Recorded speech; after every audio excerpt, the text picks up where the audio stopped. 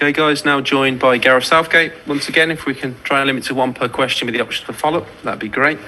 Ben Ransom, once again, for Sky Sports News. Lovely, thank you very much. Good evening, Gareth. Hi, Ben.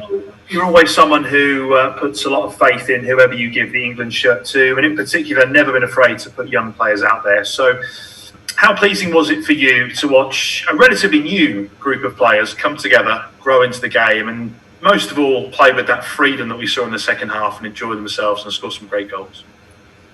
Yeah, well, more than anything, pleased for them because, as you rightly say, it's not easy for such an inexperienced group to pick up everything we're asking them to in a short space of time. Some of them have never trained together or worked together until 2 or 3 days ago, so a lot for them all to take in. And I thought, as you said, they grew as the game wore on. Wales pressed us well at the start, and it took us a little while to work that out and to deal with some of the pressing that we needed to do to be more effective without the ball. The goals settled us down a bit, I think, and then the longer the game wore on, you saw players start to be more relaxed, start to be more comfortable, but that was totally understandable given the situation. So really pleased for them and pleased with what they did. Thanks. Next we go to Mark Owen from The Sun. Hi, Gareth. Hi, Mark. Hi. Obviously, a lot of people were sort of talking about this game, saying, "Oh, it's a friendly. There's no real point in it." But for those three guys who scored tonight, it's going to be a night they're going to remember forever, really, isn't it?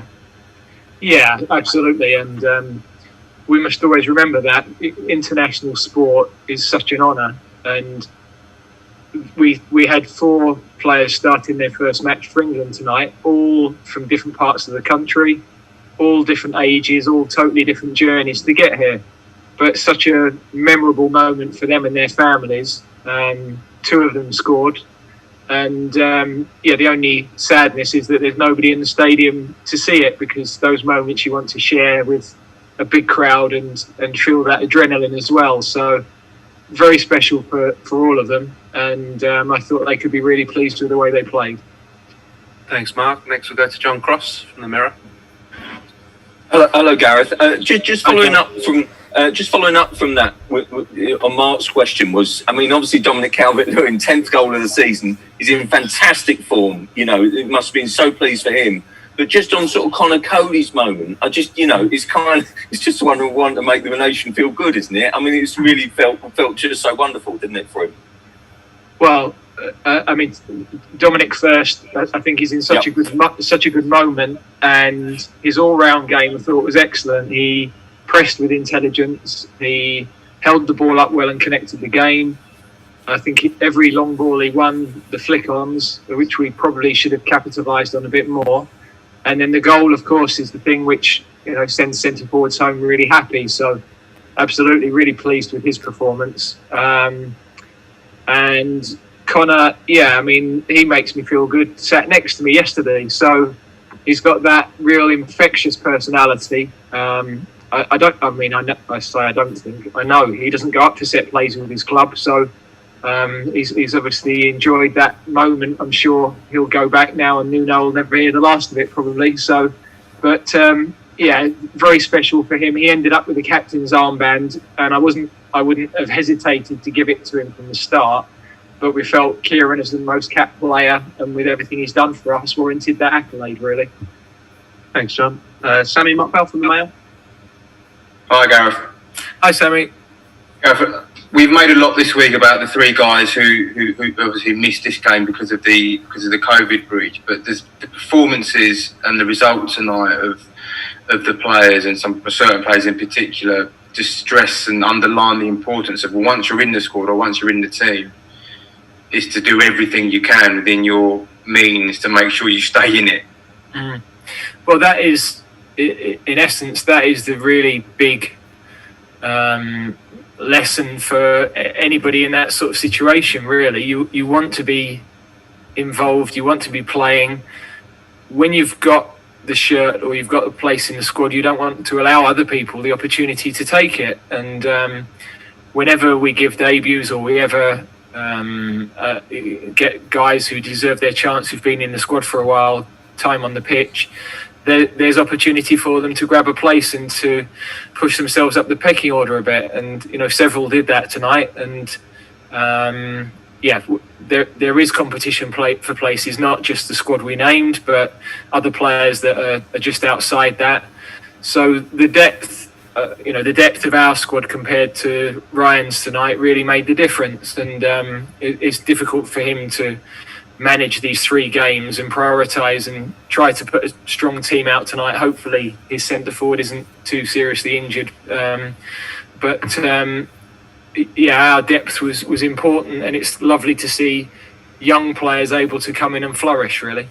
Thanks, Sammy. Next we go to Paul Brown from the Start. Hi, Gareth. Hi, Paul. On Dominic, was that one of the best debuts you've had since you've been England manager? And did you take him off because he's going to play a part in the next 2 games? Well, we definitely felt there were players that we needed to protect given the balance of the squad and how we see the next the next week or so playing out. So that was another sort of additional complication in how we were trying to manage the game tonight. In terms of accomplished debuts, I mean, I thought he looked very much at home. He has done all week, frankly. He's not looked nervous in any way. As I said, I think the fact that he's playing well for his club are top of the league, he's scoring regularly, it couldn't be a better moment to bring him into the setup, really. And he'll I'm sure, take a lot of confidence from tonight as well. Thanks, Paul. Next we'll go to Rob Harris from AP. Hi, Gareth. Congratulations on the win. Thank you. Quite a lot's been made tonight of the fact all the scorers have got connections with the EFL in terms of their development. Do you think is it showing to you the importance of the pyramid when there's been so much focus on the lower league clubs in the last few weeks? Yeah, well, I mean, we've always had that connection. I think our back 3 at the World Cup were Stones, Walker, Maguire, and 2 started at Sheffield United when they weren't in the Premier League, and Stones at Barnsley, and you could have gone through a lot of that squad in the same way. So our pyramid is incredibly strong, and very often the opportunity to play comes earlier for players who are in the Championship, particularly players who perhaps start their careers at the back. So we know how important that is. Of course, it's a very complicated time for everybody in regard to surviving this, and like every business, the clubs in the Football League have got a huge challenge, but hopefully they're able to come through it. Okay, thanks, Rob. We've got time for a couple more, starting with Jacob Steinberg from The Guardian. Hi, Gareth. Have you seen tonight that Jack Grealish is probably a player who can give you something different in the final third? That brilliant assist for the first goal. Yeah, absolutely. He is a different type of player to probably any that we have. I mean, Sancho obviously and Raheem have the ability to dribble and beat people, but he does it in a different way, and he's very comfortable receiving under pressure.